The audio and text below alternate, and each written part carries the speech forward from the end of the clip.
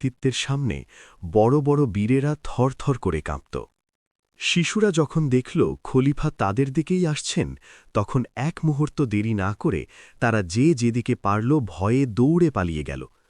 কিন্তু সবাইকে অবাক করে দিয়ে একটি ছোট্ট বালক নিজের জায়গা থেকে এক চুলও নড়ল না। সে ছিল হজরত জুবায়ের রাদিয়াল্লাহু আনহুর পুত্র আবদুল্লাহ ইবনে জুবায়ের। খলিফা কাছে এসে থমকে দাঁড়ালেন। তিনি দেখলেন এই ছোট্ট শিশুটি তার চোখের দিকে তাকিয়ে শান্তভাবে দাঁড়িয়ে আছে, যেখানে বড়রাও তার মুখোমুখি হতে ভয় পায়।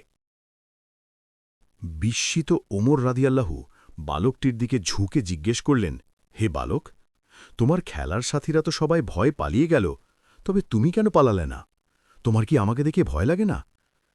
আবদুল্লাহ ইবনে জুবায়ের রাদিয়াল্লাহু যে জবাব দিলেন, তা ছিল প্রজ্ঞা ও সাহসিকতার এক অনন্য নিদর্শন।